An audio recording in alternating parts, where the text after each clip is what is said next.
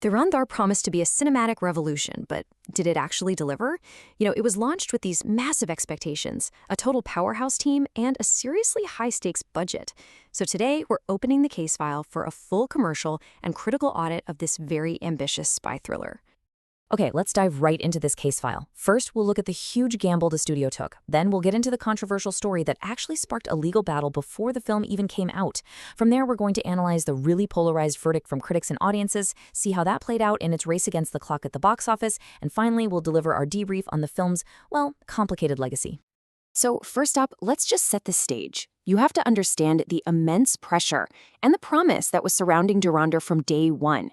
This was never just going to be another movie. It was positioned as a massive cinematic event. And the biggest indicator of that ambition?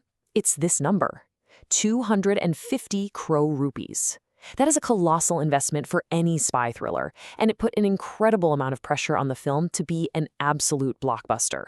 No two ways about it. And backing up that huge budget was a team that just screamed blockbuster. I mean, you've got Aditya Dhar, the director behind the monster hit Uri the Surgical Strike, leading this incredible ensemble. With names like these on the poster, creative excellence and box office success weren't just hoped for, they were pretty much expected. But here's the thing. Even with all that firepower, the film was walking a tightrope. Its greatest strength, this gritty realism, well, that also became its biggest vulnerability, sparking a major controversy before a single ticket was even sold.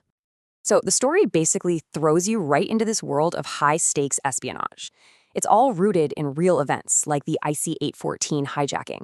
And word is that its key characters are heavily inspired by real people, like R. Madhavan's character, who seems to have a lot of parallels to National Security Advisor Ajit Doval. The whole goal was clearly to create a really authentic, grounded world. And that realism? That's what triggered a serious legal battle.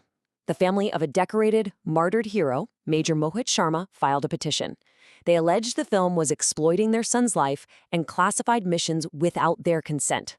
I mean, this was a sensitive and potentially catastrophic challenge that honestly could have stopped the release in its tracks.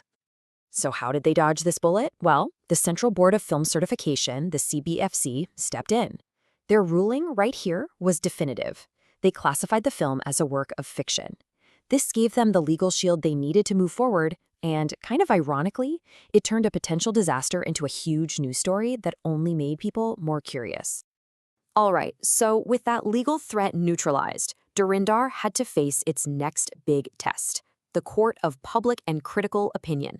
And as we're about to see, the verdict was anything but straightforward. The first wave of reviews, it was electric. Critics were almost unanimous in their praise for the film's technical skill, its intense action, and its powerful execution. You saw this phrase, a brutal cinematic experience, popping up again and again, which tells you this thing was visceral and just expertly made. But underneath all that praise, a pretty deep divide started to form. Let's call it the grip versus the stretch. On one hand, you have everything the film got right. The mind-blowing lead performance, the incredible action scenes, the sharp technical craft. But on the other hand, you've got this major structural flaw that a lot of people just couldn't get past. And you can see this split so clearly in the audience feedback. Right here, on one side you have viewers calling it a powerful theater experience. Then on the other, they're saying the first half is stretched and indulgent. The main complaint was this really dialogue-heavy start that frankly tested people's patience, even if the payoff at the end was spectacular. Now, this polarized reaction wasn't just a matter of opinion. It's really the heart of our case study.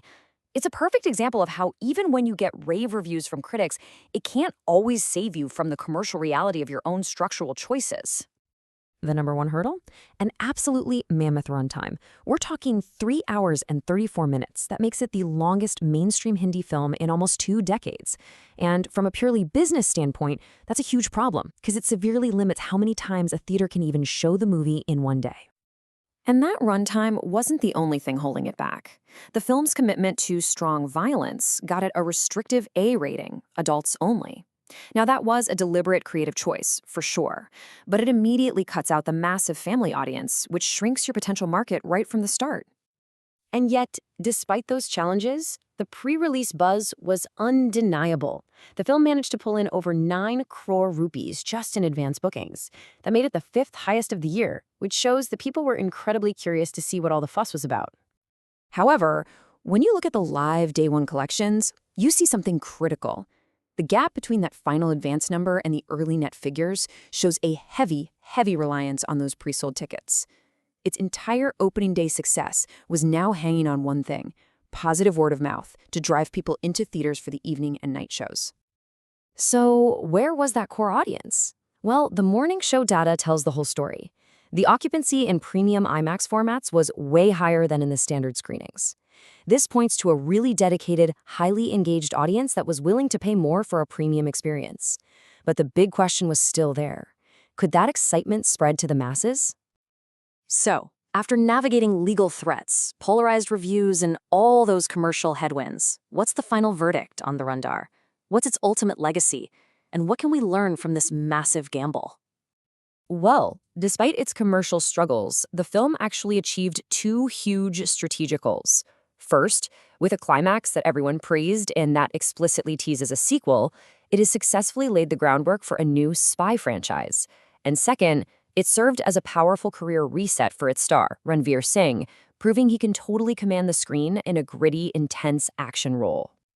The key takeaway from this whole case file is pretty clear. The film's biggest challenge wasn't external, it was internal.